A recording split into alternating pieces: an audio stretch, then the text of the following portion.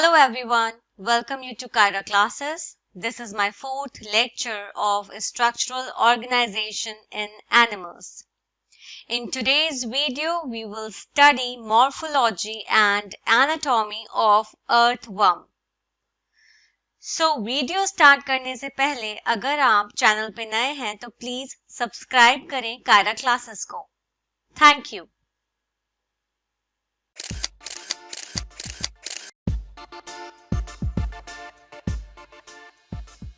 So, start करते हैं first topic से earthworm.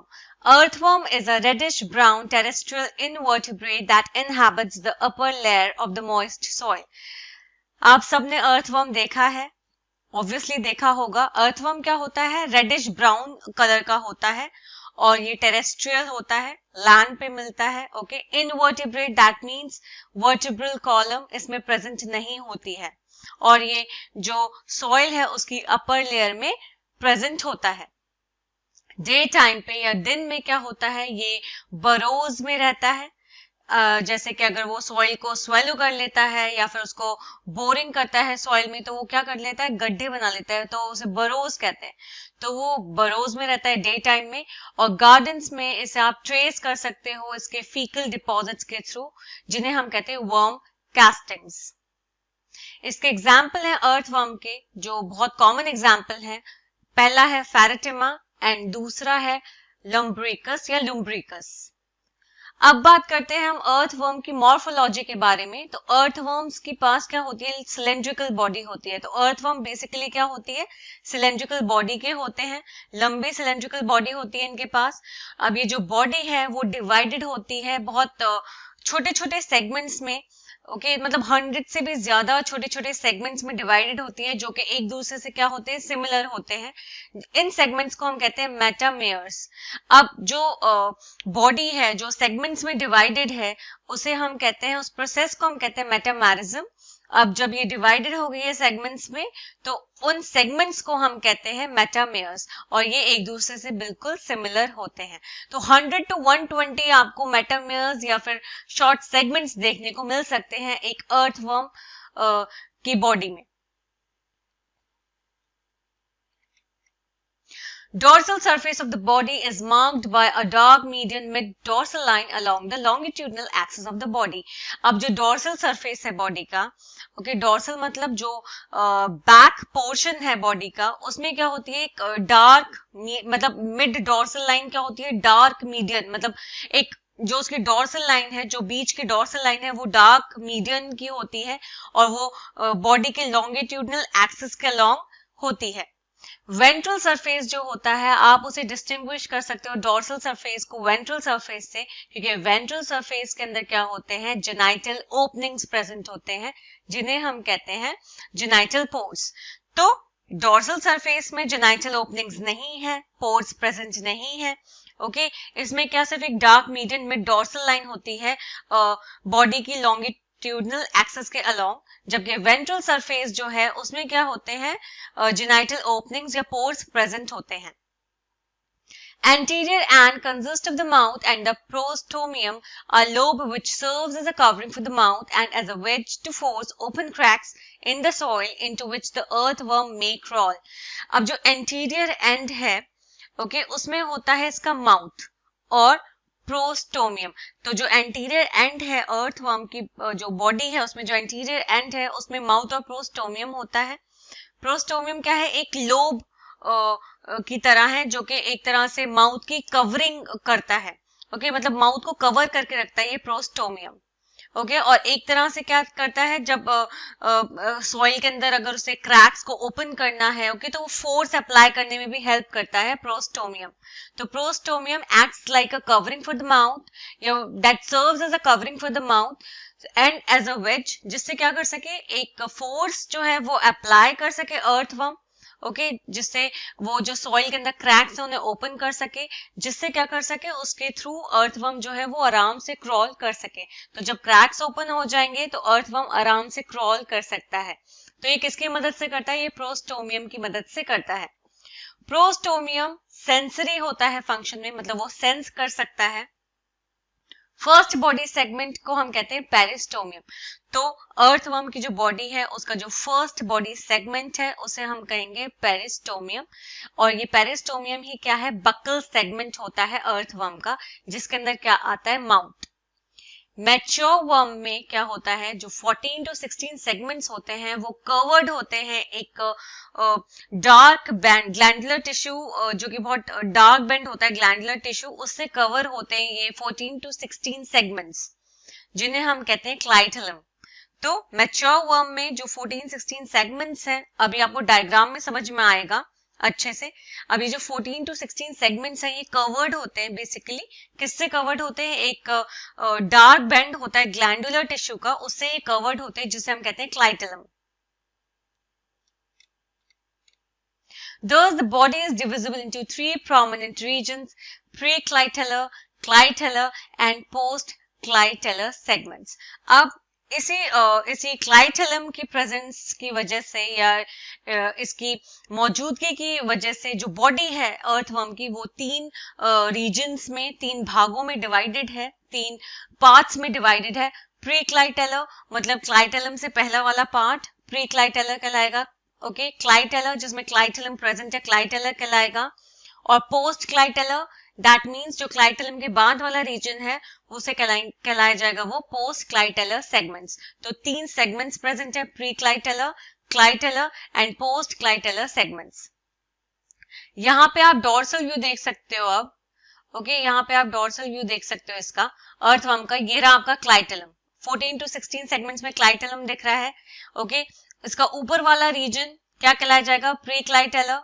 This region is known as clitellar and clitellum के बाद वाला जो रीजन है वो है पोस्ट क्लाइटेलर सेगमेंट्स, ओके। फिर मैंने आपको बताया था प्रोस्टोमियम प्रेजेंट होता है इसके अंदर, ओके, जो माउथ की कवरिंग की तरह एक्ट करता है, ओके। माउथ की कवरिंग की तरह एक्ट करता है। तो ये क्या करता है, सॉइल में जो क्रैक्स है उसे ओपन कर देता है, जिससे आराम से अर्थवर्म जो है वो क्रॉल कर सके सॉइल में। फिर मैंने आपको बताया पेरिस्टोमियम यहाँ पे, ओके। पेरिस्टोमियम में क्या है, माउथ है, ओके। माउथ ओपनिंग देख सकते हो आप। ये बहुत सारे सेगमेंट्स में डिवाइडेड है, मैंने बताया था 100 to 120 सेगमेंट्स में डिवाइडेड है। इसी को हम कहते हैं मेटामेयर्स, या ये इस प्रोसेस को जिसमें सेगमेंट्स में डिवाइडेड होती है बॉडी, उसे हम कहते हैं मेटामेरिज्म। तो सेगमेंट्स को हम कहेंगे मेटामेयर्स। अब आप यहाँ पे देख सकते हो रिंग ऑफ सीटी प्रेजेंट है, ओके। अब हम इसे डिटेल में अभी आगे पढ़ेंगे तब आपको समझ में आएगा। और ये था हमारा फर्स्ट वाला डोर्सल व्यू अर्थवर्म का। सेकंड है हमारा वेंट्रल व्यू। वेंट्रल व्यू में आप देख सकते हो ये सीटे या सीटा, इसे हम कह सकते हैं। क्लाइटेलम देख सकते हो आप, ओके। मैंने आपको बताया था वेंट्रल और डोर्सल सरफेस, मतलब ये जो डोर्सल व्यू है और जो वेंट्रल व्यू है इसे आप डिस्टिंग्विश कर सकते हो, क्योंकि जो वेंट्रल व्यू है उसमें आपको जेनाइटल पोर्स मिल रहे हैं, जेनाइटल ओपनिंग्स मिल रही हैं, जबकि डोर्सल व्यू में ऐसा आपको देखने को नहीं मिल रहा है, ओके। मतलब यहाँ पे कुछ नहीं है ऐसा, जबकि यहाँ पे आप फीमेल जेनाइटल अपर्चर देख सकते हो, female genital aperture, mail genital aperture, genital papillae देख सकते हो, ओके। दैट मीन्स यहाँ पे क्या है, सारे जेनाइटल ओपनिंग्स या जेनाइटल पोर्स है वेंट्रल सेक्शन में या वेंट्रल व्यू में अर्थवर्म के आपको ये सब देखने को मिल सकता है, okay. Now, 4 pairs of spermathecal apertures are situated on the ventrolateral sides of the intersegmental grooves, that is 5th to 9th segments. अभी मैंने आपको दिखाया था वेंट्रल व्यू, जब दिखाया था अर्थवर्म में तो मैंने आपको इसमें बताया था कि इसमें जेनाइटल पोर्स होते हैं। तो 4 पेयर्स होते हैं स्पर्माथिकल अपर्चर्स के, जो कि वेंट्रोलेटरल साइड्स पे सिचुएटेड होते हैं, प्रेजेंट होते हैं ऑफ द इंटरसेगमेंटल ग्रूव्स। तो सेगमेंट्स के बीच में जो गड्ढा है, ग्रूव है, उसमें आपको 4 पेयर्स दिख सकते हैं स्पर्माथिकल अपर्चर्स के। अब ये जो स्पर्माथिकल अपर्चर्स क्या होते हैं, ये रिप्रोडक्शन में हेल्प करता है, अर्थवर्म के रिप्रोडक्शन में हेल्प करता है, okay. That is 5th to 9th segments. तो जब आप देखोगे, और जब मैंने आपको दिखाया था अभी अर्थवर्म का वेंट्रल व्यू, तो जो 5th to 9th सेगमेंट है उसमें क्या है, स्पर्माथिकल अपर्चर्स प्रेजेंट है, उनके भी 4 पेयर्स है। तो 4 पेयर्स स्पर्माथिकल अपर्चर्स के प्रेजेंट है, okay, of the intersegmental grooves. Groove मतलब सेगमेंट्स के बीच में प्रेजेंट है, सेगमेंट्स के बीच में गड्ढे उसमें प्रेजेंट है, okay. A single female genital pore is present in the mid-ventral line of 14th segment. एक single मतलब एक female genital pore सिर्फ एक ही है और वो कहाँ present है, वो mid-ventral line में present है 14th segment के. तो जो 14 segment है या जो 14th segment है उसकी mid-ventral line में क्या present है, एक single female genital pore. A pair of male genital pores are present on the ventrolateral sides of the 18th segment. जबकि 18th segment पे आपको male genital pores के pair देखने को मिल सकते हैं. ओके तो 18th segment पे आपको क्या मिलेगा, pair of male genital pores, और जबकि 14th segment पे आपको देखने को मिलेगा एक single female genital pore. Numerous minute pores called nephrodiopores open on the surface of the body. बहुत सारे छोटे छोटे पोर्स होते हैं जिन्हें हम कहते हैं नेफ्रिडियोपोर्स, वो बॉडी के सरफेस पे ओपन करते हैं या खुलते हैं. हर बॉडी सेगमेंट में सिर्फ हम कौन कौन से बॉडी सेगमेंट्स छोड़ के बात कर रहे हैं, फर्स्ट सेगमेंट छोड़ के लास्ट जो सेगमेंट है उसे छोड़ दो, और क्लाइटेलम. मतलब ये जो तीन सेगमेंट्स हैं, फर्स्ट, लास्ट और क्लाइटेलम, इन तीनों को छोड़ के जितने भी बॉडी सेगमेंट है, हर बॉडी सेगमेंट उसमें क्या होते हैं, एस शेप्ड की रोज होती हैं. ओके इन एस शेप की रोज को हम कहते हैं सीटा. ये एम्बेडेड होते हैं एपिडर्मल पिट्स में. हर सेगमेंट के बीच में एपिडर्मल पिट्स हैं. ओके उनकी जो एपिडर्मिस है, जो अपर लेयर है, उसमें जो पिट्स हैं उसके अंदर ये क्या होते हैं, धसे होते हैं. तो इन्हें हम कहते हैं सीटा या सीटी. ओके नाउ नेक्स्ट है हमारा anatomy of the earthworm. The body wall of the earthworm is covered externally by a thin non cellular cuticle below which is the epidermis, two muscle layers, circular and longitudinal, and an innermost coelomic epithelium. अब जो earthworm, अब हम morphology की हमने बात कर ली है, जो फिजिकल अपीयरेंस है उसका, जो हम बाहर से देख के बता सकते हैं. अब हम एनाटॉमी की बात कर रहे हैं, उसके इंटरनल स्ट्रक्चर की बात कर रहे हैं. तो जो अर्थवर्म की बॉडी वॉल है वो एक्सटर्नली बाहर की, मतलब वो कवर्ड होती है एक्सटर्नली, बाहर की तरफ किससे कवर होती है, एक पतली सी नॉन सेलुलर क्यूटिकल से कवर होती है जो कि एपिडर्मिस के नीचे होती है. तो एपिडर्मिस के नीचे क्या है, cuticle.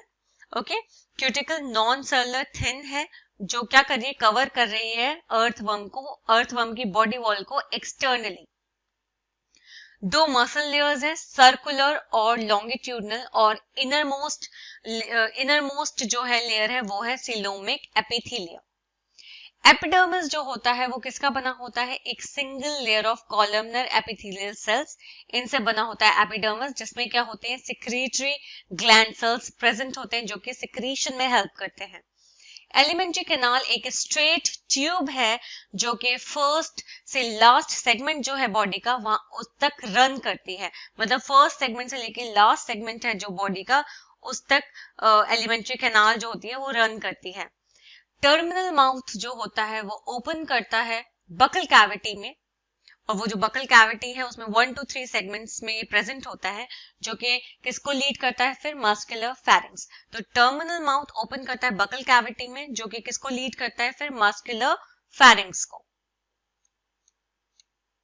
A small narrow tube, esophagus, 5 to 7 segments, continues into a muscular gizzard, 8 to 9 segments. It helps in grinding the soil particles and decaying leaves, etc. अभी आपको और अच्छे से समझ में आएगा जब हम डायग्राम देखेंगे. एक पतली और छोटी ट्यूब होती है जिसे हम कहते हैं ईसोफेगस, जो फूड पाइप होती है, वो प्रेजेंट होती है 5 to 7 सेगमेंट्स में, और ये कंटिन्यू करती है इनटू अ मस्कुलर गिजार्ड. जैसे स्टमक होता है, इसमें क्या है, मस्कुलर गिजार्ड प्रेजेंट है जो 8 to 9 सेगमेंट्स में आपको देखने को मिलेगा मस्कुलर गिजार्ड. अब ये जो मस्कुलर गिजार्ड है ये हेल्प करता है सॉइल पार्टिकल्स को ग्राइंड करने में, और जो लीव्स डिकेइंग है उनको ग्राइंड करने में ये हेल्प करता है. Okay stomach extends from 9 to 14 segments. Stomach जो है वो एक्सटेंड करता है 9 to 14 सेगमेंट से. जो अर्थवर्म का फूड जो होता है वो बेसिकली डिकेइंग लीव्स होती हैं, और जो सॉइल के साथ जो ऑर्गेनिक मैटर है जिसे हम ह्यूमस कहते हैं, ओके तो जो वो सॉइल के साथ मिक्स होता है ऑर्गेनिक मैटर, ह्यूमस, वो उसका क्या होता है, फूड होता है अर्थवर्म का.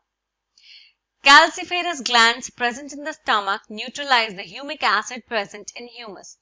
अब स्टमक में क्या प्रेजेंट होते हैं? कैल्सिफेरस ग्लैंड्स। अब ये जो कैल्सिफेरस ग्लैंड्स होते हैं ये ह्यूमिक एसिड को न्यूट्रलाइज करते हैं।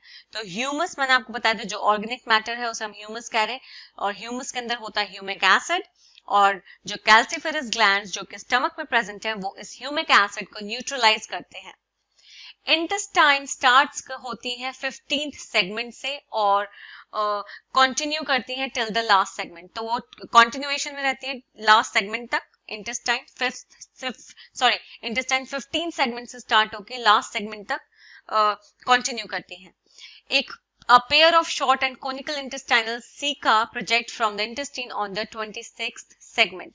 एक पेयर होता है छोटा और कोनिकल शेप का जिसे हम कहते हैं, या इंटेस्टाइनल सीका जिसे हम कह सकते हैं, वो कहाँ से प्रोजेक्ट होता है? वो 26th सेगमेंट, इंटेस्टीन के 26 सेगमेंट से प्रोजेक्ट होता है। जो कैरेक्टरिस्टिक फीचर है इंटेस्टाइन का between 26 to 35 segments is the presence of internal median fold of dorsal wall called typhlosole. एक कैरेक्टरिस्टिक फीचर है इंटेस्टाइन का, 26 to 35 सेगमेंट्स में एक आपको देखने को मिलेगा ये कैरेक्टरिस्टिक फीचर इंटेस्टाइन का, जिसमें क्या है? इंटरनल मीडियन फोल्ड, मतलब डोर्सल वॉल का क्या है प्रेजेंट? इंटरनल मीडियन फोल्ड जो है वो प्रेजेंट है डोर्सल वॉल की, जिसे हम कहते हैं typhlosole.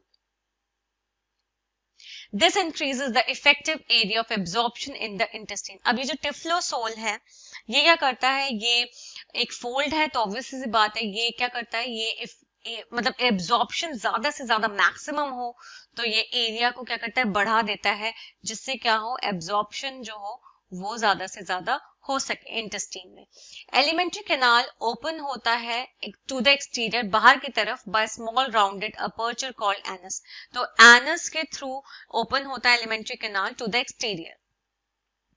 The ingested organic rich soil passes through the digestive tract where digestive enzymes break down complex food into smaller absorbable units. अब जो ingested, जो अंदर लिया गया या जो खाया गया ऑर्गेनिक रिच सॉइल जो है, ऑब्वियसली सॉइल है उसमें ऑर्गेनिक मैटर प्रेजेंट है, ह्यूमस प्रेजेंट है, तो वो ऑर्गेनिक रिच सॉइल कहलाया जाएगा। तो जैसे उसने इंजेस्ट किया ये ऑर्गेनिक रिच सॉइल अर्थवर्म ने, वो पास हुआ डाइजेस्टिव ट्रैक्ट के थ्रू, ओके, और फिर वहां पे क्या हुआ? डाइजेस्टिव एंजाइम्स ने क्या किया? कॉम्प्लेक्स फूड को तोड़ा छोटे छोटे एब्जॉर्बेबल यूनिट्स में। मतलब जो कॉम्प्लेक्स फूड था, ओके, जो कॉम्प्लेक्स फूड था उसे उसने बहुत ही सिंपल, या फिर मैं कह सकती हूँ बहुत ही बेसिक, बहुत ही जो यूनिट्स एब्जॉर्ब कर सके बॉडी, या जो अगर मैं बात करूं सिंपल, उस फूड में कन्वर्ट कर दिया जो कि आसानी से बॉडी एब्जॉर्ब कर सके। These simpler molecules are absorbed through intestinal membranes and are utilized. अब वो ऑब्वियसली बात है, जो कॉम्प्लेक्स फूड है वो छोटे छोटे मॉलिक्यूल्स में, छोटे छोटे एब्जॉर्बेबल यूनिट्स में टूट चुका है, और अब ये जो सिंपलर मॉलिक्यूल्स है इससे ये एब्जॉर्ब करेगा, ओके, ये एब्जॉर्ब होंगी इंटेस्टाइनल मेम्ब्रेन्स के थ्रू, और फिर फाइनली ये यूटिलाइज होती है। Now you can see the diagram of alimentary canal of earthworm. यहाँ पे आपको आराम से समझ में आएगा, ओके, यहाँ पे आपको आराम से समझ में आएगा। This is your mouth, okay, कौन से यहाँ पे सेगमेंट्स दिए गए हैं, किस तरह से बॉडी जो है वो डिवाइडेड है सेगमेंट्स में। फेरिंग्स देख सकते हो आप यहाँ पे 5th to 6th में सेगमेंट में आपको फेरिंग्स मिल रहा है। ईसोफेगस आप देख सकते हो यहाँ पे। देन गिजार्ड देख सकते हो, एक तरह से मस्कुलर गिजार्ड मैंने आपको बताया था, दैट लीड्स टू स्टमक, यहाँ पे स्टमक आ गया है, ओके। देन आप देख सकते हो यहाँ पे pre typhlosolar part of intestine, ये pre typhlosolar part of intestine है, मतलब टिफ्लोसोल जहाँ प्रेजेंट, मतलब टिफ्लोसोल से प्रेजेंट वाला, उससे पहले वाला जो रीजन है जहाँ पे टिफ्लोसोल प्रेजेंट नहीं है, it is pre typhlosolar part of intestine. Then आप देख सकते हो यहाँ पे इंटेस्टाइनल सीकम प्रेजेंट है साइड्स में। फिर यहाँ पे आप देख सकते हो लिम्फ ग्लैंड्स प्रेजेंट है। टिफ्लोसोलर मैंने आपको यहाँ पे बताया था, टिफ्लोसोलर इज प्रेजेंट। टिफ्लोसोलर जो है पार्ट है इंटेस्टीन का, यहाँ पे ये फोल्ड बनाता है डोर्सल वॉल की, जिससे क्या हो सके जो एरिया है, मतलब इफेक्टिव एरिया जो है वो एब्जॉर्प्शन का वो ज्यादा से ज्यादा बढ़ सके, इंक्रीज कर सके ये एरिया को, जिससे ज्यादा से ज्यादा जो है एब्जॉर्प्शन हो सके फूड का। देन इंटेस्टाइनल ल्यूमेन है, एंड देन यहाँ पे आप देख सकते हो typhlosole is present. This is your typhlosole. Okay, तो ये है आपका पूरा एलिमेंट्री कैनाल ऑफ अर्थवर्म। सो आज की वीडियो में बस इतना ही। आई होप आपको वीडियो समझ में आई हो। नेक्स्ट वीडियो में हम अर्थवर्म को ही कंटिन्यू करेंगे। अर्थवर्म में अभी और भी डिफरेंट इसके डिफरेंट टाइप ऑफ प्रोसेसेस हैं जो अभी हमें पढ़ने हैं नेक्स्ट क्लास में या नेक्स्ट लेक्चर में। जैसे कि हम पढ़ेंगे circulatory system of earthworm, nervous system of earthworm, then reproductive system भी अर्थवर्म का। ओके, तो ये हम नेक्स्ट वीडियो में पढ़ेंगे। Thank you for watching and please subscribe my channel for more videos. Thank you.